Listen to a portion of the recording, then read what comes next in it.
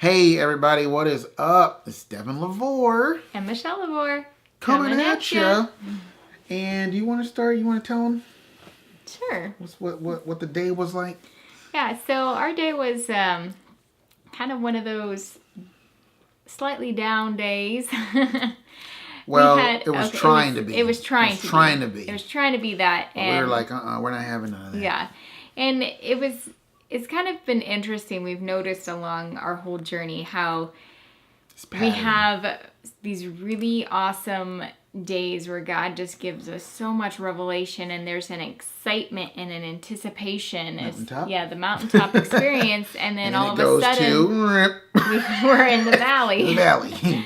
And so today was, again, yesterday, there was just so much like encouragement and anticipation of like, oh my gosh, like God said we're ready. Like we don't really fully know what all this means. We emptied ourselves, and there's no more prep needed. Yeah. Are you sure, Lord? I don't know if you want me to release that word.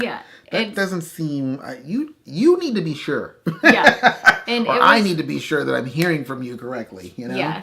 So it was kind of like coming into today. It was like, all right, okay, we're trying to like prepare ourselves. Last night, I'm like, all right, normally this is kind of what we're going to feel, but at the same time... Not only that, but it was like the 9th. Yeah, it was going to be the 9th. It was going to be the 9th. I'm like, ooh, that's the day of birthing. That's the number of the womb and birthing and, 9 months. Whole thing. Grace and Torah has a whole page dedicated just to the number 9. Yeah. And talking about birthing and all that. And I was like, you know what? I'm just going to chill and let go. Because it was the evidence to me that I really had emptied myself. And I'm just like, I'm not going to be trying anything. I didn't... And then the test of that came today. And to show like, okay, let's see. Yeah. So and it just like, so today was, for me, it wasn't like horribly difficult, but it definitely was really learning how to walk in peace with God on kind of on a different level, in a way different level. That's a good way of saying it. Yeah. Because really, for both of us, we kind of woke up in the morning just feeling really anxious. Yeah, for no reason. No real reason. Not only that, but it's like, can I interrupt? Yeah. Because I'm going to do that. Because for me, it's like there's two things going on. When you're feeling an intensity of some sort, spiritually, whatever it is, for no reason, that's the devil. Yeah. Or it's you. Yeah, your flesh. And today it was not the enemy. No. It was not the enemy. And I was just like, Lord, I thought I had emptied myself. Yeah. Where is all this coming from? Yeah, we were kind of feeling like really it's coming from, it's almost like that's just your pattern. Yeah. It's just this, like... It's like the programming is just firing. It's just like, oh, this is what we do on down days. We freak out. We start figuring out, like, what's not happening and how we can fix it. And but then there was a part of us that was like, no, we're not even having anything to do with that. Like, what's going on, Mm-hmm. And so it was an interesting day. It was definitely a quiet day. Mm-hmm. And I knew we weren't going to do a video till tonight. I knew it. I was like, okay, I see what's going on. Well, and it's especially, and this is just something to throw out there, it's practical wisdom, though. Yeah, is to also recognize where you are physically. Like today, I was very, very tired. I really haven't been sleeping all that great for the last few nights. Weeks. I do have a baby. Just because you have like 1 or 2 nights of fairly decent sleep. Ooh, I got 5 hours. Wait a minute. No, that's not a new baseline. But lately though, it's only been like maybe 3.5, 4 hour chunks, which is not good for me. I'm the kind of person that if I could live off of 10 hours of sleep. Oh man, she's Wonder Woman. Yeah. And so I was just really, really exhausted. And so I know for myself, when I get really tired, that's when I start You start getting existential. Yeah. And you're just like, what am I thinking doing? about everything, and then it's like, are we really hearing from the Lord? I'm not hearing from God, and I'm like, what's going on? And then Devin was like, I think you're just really tired. And I really feel like you're getting stuff from the Lord, but I just really don't feel like I'm getting stuff from the Lord. I'm like, wait a second. Wait a minute. Yeah. But it really was. I was just so tired. And so basically once Isaiah went down for his nap, I actually took a nap with him. Yeah. And so did I. I was like, shoot, I'm going to take a nap too. Yeah. And it wasn't even like, honestly, the most restful sleep, but it was very, very needed. Because when I woke up, it was just like, oh, okay, I'm okay. Like, life can go on. And so that's just something to even be aware of for yourself. Another thing is when you're hungry.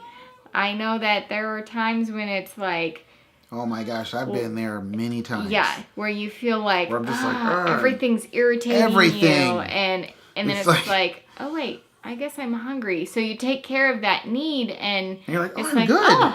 The Lord's awesome. Yeah. Rejoice in the Lord always. Yeah. You know? But like 20 minutes before, you're just like, where is God in my life? And it's like, oh, I'm actually just So you think it's spiritual or something, but it when could really just it's be just a physical not, need. You know? So just to be aware of that.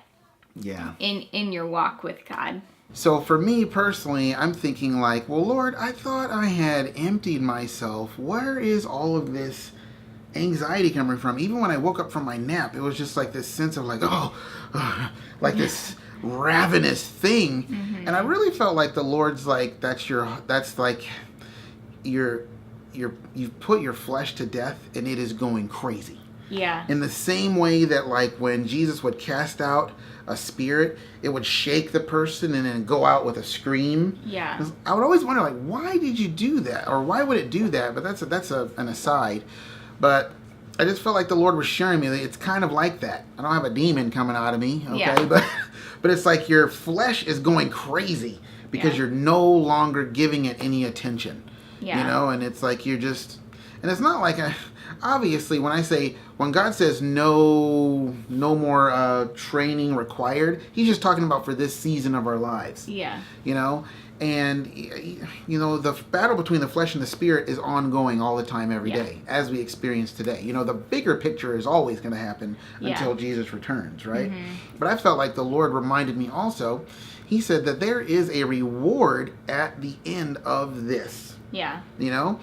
He's been saying that for a while, talking about reward and recompense and all that. Me and him had a conversation about it last night that I really can't share, but we had one. And it was like, God really just blessed my life with his words that were just like, wow, you are way more awesome than I give you credit for. Mm-hmm. And I'm pretty sure you're used to that by now. But it's like we just can't live in this ever-present reality of just how amazing God is. Yeah. And it actually serves to make him even more awesome. But anyway. And so I was just like, okay, because I was feeling really disconnected from the anxiety.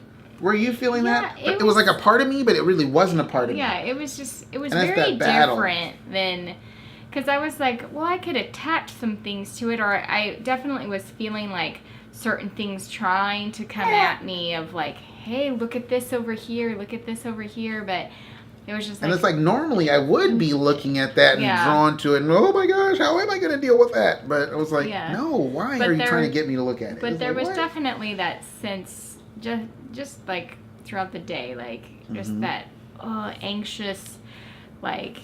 And you couple that with being really tired and bad you think, combo. Oh gosh, I'm failing the Lord. Yeah. You know what I mean? It's like what happened? So when we talk about like the spiritual battle, we're saying like the spiritual battle is always ongoing. But, you know, since October 1st, we've crossed over. And then yesterday, God was like, you have really finished this. Mm-hmm. Finish this thing. And then me and my wife were folding clothes. We totally forgot to talk about this, but me and my wife were folding clothes, and she said something about 40 weeks. And I was like, 40 weeks? And I was like, oh, because we're talking about the baby. Yeah. And then I was thinking about today, the 9th, 9 months, 40 weeks, birthing something and all that. And I was like, what week are we in the calendar? So I went to the computer. I was like, what week are we? What week are we? And I find out that yesterday was the last day of week 40. And I just knew as soon as she said that, I was like, oh, 40. There was just something in it. I felt like the Lord was like, oh, Easter egg. Yeah. You know what I mean? And so today, on Monday, the 9th, this is the 9th, right? Yes, it is. Monday, the 9th, is literally, it's the beginning of the 41st week. And it's like what you were saying about the 41st week and how, once you get to 40 weeks. Yeah, it's like. What were you saying there? Well, I was just saying that, once you're at 40 weeks, it's like, for a fact, like, okay, the baby is done being developed. Like, there's really nothing left. It's just you're waiting for the baby to arrive. Because he was past 40 weeks. Yeah, he was 41 in one day. Yep. And it's really is just like I was saying tonight, how I feel like we're just kind of in that place where it's like we know we're ready. You can have the baby any day. We're prepared and ready to catch. But it's just that at the same time you have to walk in peace. And for any woman who's been pregnant and you're 40 weeks, it's really difficult a lot of times to keep your peace, to keep that level, like there's always this like anxiety. Especially toward the end. And you're uncomfortable and you're just like, oh, like when is this baby coming?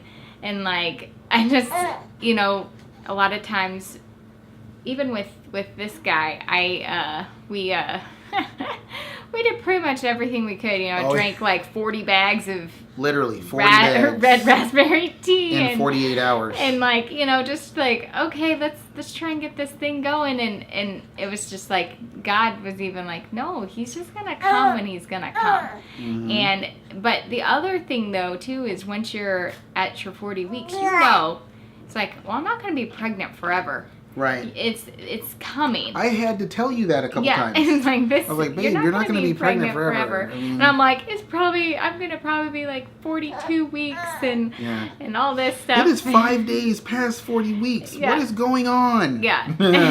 Anybody relate to that? Yeah. So I just feel like we're kind of in that position of where God's like, you are ready. And literally, it's like, okay, the baby can come. There's nothing more you can do to prepare for the baby to come. You got the crib. You got the. It's like that. You've emptied yourself completely. It's like that. There's really definitely not much more to do after that. Yeah. Once you've completely just given up on your desire to get something done or whatever, and then the funny thing is, God had us do something. It's like a lot of times when God's going to do a miracle, he'll still have you do something. But what you do is so small in comparison to what he does. It's like, well, here, give me the five loaves and two fish. That's all you did. Yeah. It's like, well, here, why don't you make this communication, make this contact. And that's all you do. Yeah. You know what I mean? It's not like, well, why don't you, all right, get back into your books and start writing your books and start doing this and start doing that because it's hard work. It's going to make it come to pass. It's like not this time. You know what I mean? And so it really was just like, okay, God is going to do what he's going to do. And just during this process that we're waiting, it's learning how to be at peace, how to allow God just to do what he wants to do. And I felt like that, like he told me today, was just, hey, I am going to do this. And I know that he's told us that before, but it was just more clear today. It was just like, God is going to be the one that's going to bring forth everything in its time. And but it's like, but we can be just excited for the fact that, okay, this is going to come to pass. It's not like it's going to take 9 more months or something that. Yeah, this is not an elephant. Yeah. It's a human child. Yeah, and even with him, it's just kind of funny how we're trying. Just want a little mommy daddy time. It's like, all right, I'm going to drink this tea. I'm going to eat this, whatever. And it's like, do your jumping jacks. Which you couldn't do which I can do anyway. But then ultimately, I think it's interesting, though, is I did end up going to the chiropractor because my back the whole time was just always out of alignment. Oh, man, you going to go there? Yeah. You know that this is going to be a real long video now. So I actually went to the chiropractor and he got everything, in alignment. I'm trying. And this little guy, actually, I ended up, we had him, it was... That day. Well, it was actually like 12 hours. Yeah. Literally like 12 hours from when my appointment was, because it was on the 11th, but in the afternoon. It was at 2:30. And then my water broke at like 2:30 in the morning. Yep. And, I'm just going to go ahead and say this. Yeah. No, but I mean, you guys, they probably already know. Yeah. It's like, it's like a lot of times prophetic people have been saying that, it's like God has to get things aligned and then the birth happens. Well, and so it's just like, and I guess that's why it's so, why we're in a place of excitement, because God has basically said, you're in tune, so you're aligned. Yeah, that 440 was crazy. You're ready. It's like, okay, yes, we are ready. And that's not something you can do yourself. No, God has to do it. You can't go and align yourself. You have to be aligned by someone who knows what they're doing. Mm-hmm. So, yeah, so today was just like a super, it was a weird day. And the Lord reminded me of the house that's built on the rock. And he's like, listen, you have to understand. I told you in John 16:33 that you're going to have frustrations and da-da-da. Don't think that you think, oh, well, I've emptied myself. All my problems should be over. Yes. It's like there's still that in there, too. It's like, you know what? You're right. I'm just like, okay, that's cool. And he's like, I promise that the winds and the waves and the harsh conditions will beat against that house. Yeah. But that house will not fall. Stand. It will stand. And then the Lord showed me this, and I'm like, all right, I'm cool. Like I'm just pretty much walking in peace throughout the day. There were some moments where I was just like, oh, you know what we should do? We should enter into warfare, and we should do this video today and just lead people in prayer who might be going through the same thing. And say, this is the next step, and we're going to pray, and we're going to declare the word, and William Wallace on it. And then even in that, the Lord was like, that would be awesome on just about any other occasion but this one. Yeah. He was like, no, I just want you to listen. And then the Lord showed me this candle in the midst of this hurricane. It was dark. It was a dark and stormy scene. Why everything gotta be so dark and stormy? Anyway, I'm not even gonna edit that part out. Anyway, there was this dark and stormy scene, and it was like on the waves. Like, so you're not only were you surrounded by a storm, but you're out on the ocean. Mm-hmm. You're completely helpless. Yet the Lord showed me this candle. Yeah. And it was like, and I was like, whoa! And it's like it caught my attention. And I felt like the Lord was like, that is what my voice does. Mm-hmm. My voice and my spirit catches your attention, but you got to be able to look at it. Yeah. It's got to be something, it's like, that causes you to turn aside, like the burning bush. It's like, whoa, this bush is on fire, but it's really not actually being burned. What is going on? It's like, whoa, there's this candle in a hurricane, and it's not being blown out. A candle, the most sensitive fire on the planet. You just, and it's done. Yeah. But there it is in the midst of this, and I felt like the Lord was like, that is my word. Yeah. That is my rhema word to you. Those are my promises to you. That is my right now presence in your life. Right now, leading you through what you're going through. Yeah. That is me in the fiery furnace with those 3 Hebrew guys. Yeah. I don't want to turn that into another laugh session. But anyway, but I just, and it's like, that's what a miracle does. And I just feel like the Lord is saying, like, that's the miracle. Like, what he's going to do, it's going to cause what he's going to do in our lives, what he's going to do in the lives of the people who are waiting for their promise and everything that come to pass, and they're being formed into these Green Beret, Navy SEAL soldiers for the Lord, these prophetic voices, apostolic people, evangelists, whatever it is God's called you to do, and wherever it is he's called you to be a light in. I felt like that's what the Lord said he's going to do. He's going to be like, we're going to be those candles in the hurricane. Like, the miracle that God's going to do in our life is going to cause the world to turn and see. Like, wow, How did you do that? Because the world operates the way the world operates. Even the Christian world, even the religious Christian world, I would say that, well, this is how things happen, and this is how you have to do it, and we wrote books about it, and this is how it works, and but it's like when God turns the power on in the church, it's going to be like, whoa. First of all, it's going to freak the church out. Yeah. And then the world's going to turn and be like, whoa, look at that old decrepit building. Every light on in every level is on. Yeah. Like, what in the world? It's going to be newsworthy. Yeah. You know what I'm saying? And so I just felt like that's what the Lord was sharing with me today. That, like, no matter how crazy the storm inside or circumstances outside that contribute to the storm inside, no matter how crazy it gets, there is a candle inside of you that is the ever-present presence of God. It's like that eternal flame in the tabernacle. It's like, don't put the fire out or you die. Yeah. Like that the penalty of putting that fire out is death. Although I could be wrong. I'll check it later and correct myself if I'm wrong. But I think it is. I think like taking the showbread away was like a penalty of death. That's why it was such a big deal for David to take it and feed it to his mighty men. It was just like, oh, you're supposed to die because you did that. And it's like, no, I desire mercy, not sacrifice, and I don't want to sacrifice a person. Yeah. And so but it was a symbol of like the light is always there to guide you. You know, your word is a lamp unto my feet. The logos, yes, but that present tense relationship with God, right in the moment, you're like, Lord, what's going on? Like, why is this happening? Why is this? And then, what if you don't get any answers to those questions? Yeah. He's still there, leading you. Like a master trainer leads a horse. It could be just a little or a little tug here or there, and it's like it's the Lord. You know? Yeah.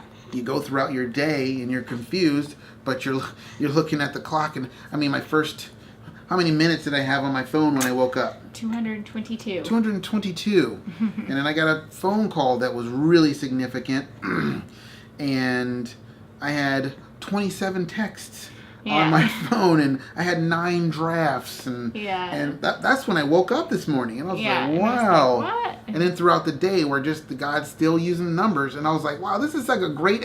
Today's a great example of how God can just use the numbers to remind you of things He's already said. Yeah. He's like 22, 33, 44. I was like, what are you saying through that? That's right. You're just doing all of it. Yeah. You're doing everything. You're opening up the heavens. You're opening up doors. Yeah. You're working creative miracles. You're doing everything.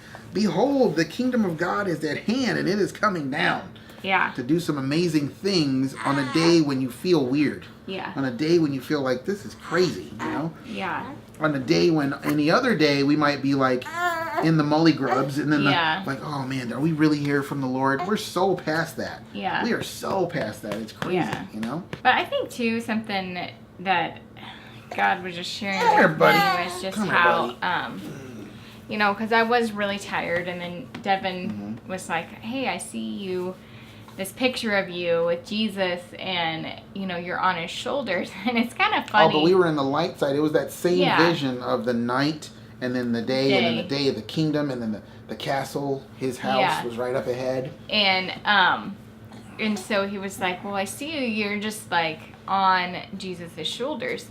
And basically, though, I'm on there, but I'm like antsy. Like, I'm like, wow, what am I? I'm supposed to be doing something. You should have seen the look on your face. I wish you could take visions and make YouTube videos out of them. Yeah. You know?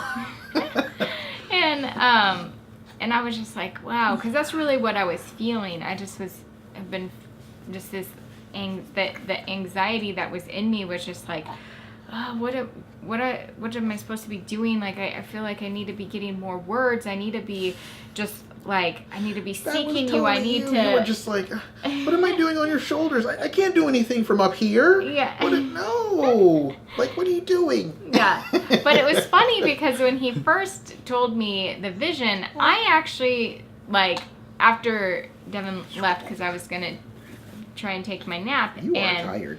I actually was then seeing myself as like a lamb, probably because a couple days ago we were talking with the kids about, you know, how a shepherd will put a lamb around their shoulders.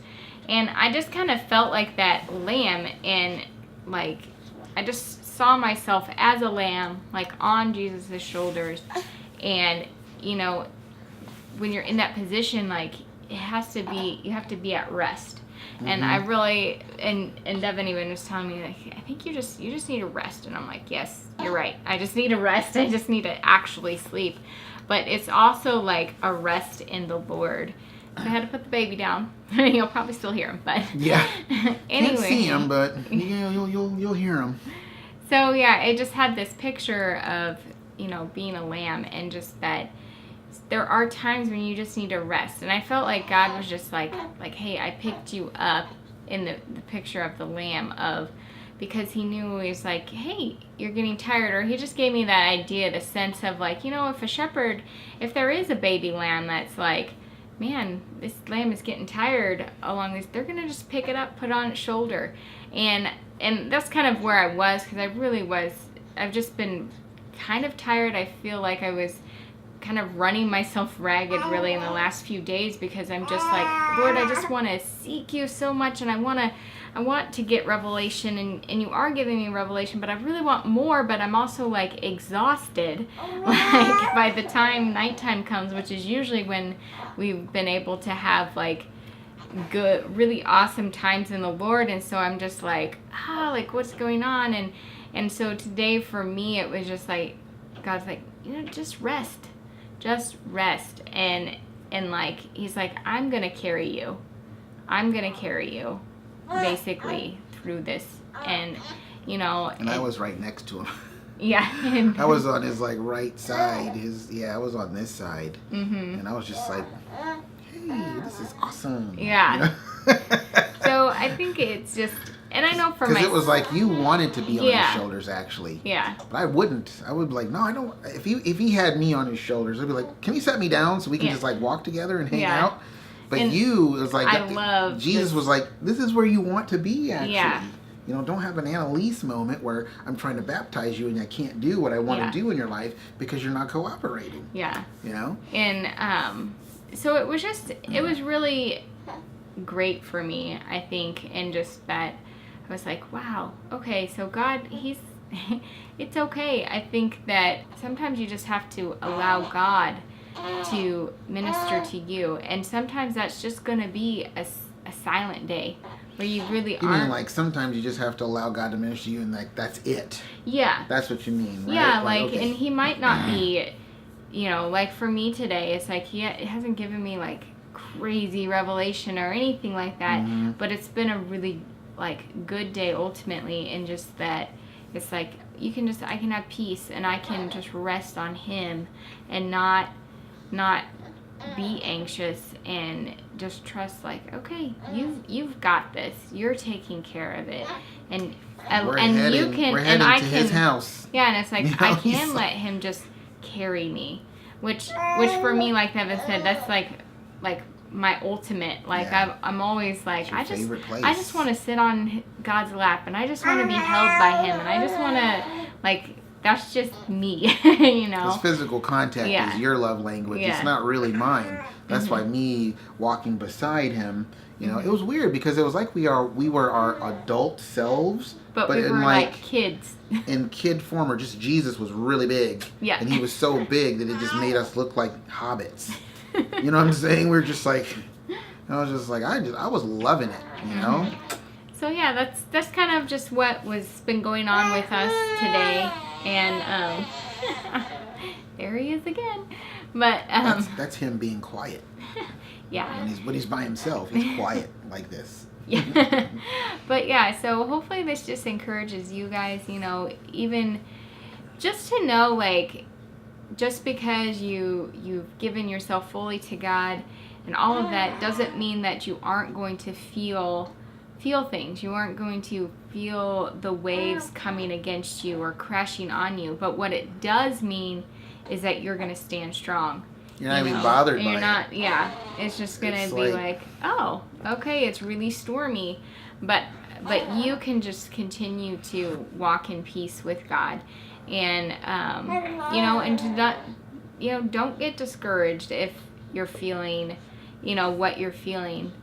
Because it's like, you know, just recognize what it is, you know, and just take it to God, and He's gonna be like, hey, I'm with you. I'm here with you. I'm gonna carry you through.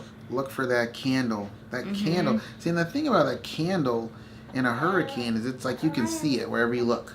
Yeah. You're surrounded by darkness and wind and craziness. It's like, oh, there's the light right there. It's like my sheep know my voice. It's an intuitive thing. It's just you just know when it's the Lord and when it's not. Because even that thing that I was gonna do about the whole, spiritual warfare, let's declare the word of God over our lives and even that would sound good to anybody in church. That would sound good to me. I wanted to do it. Yeah. But it was like, God was like, no, not this time. Yeah. And it's just because that's what that candle in the hurricane was telling me. It's just like, peace, be still. Just so. Yeah. So, we hope that this has encouraged you guys. And until next time, we'll see you later. Bye, guys. Bye. Love ya.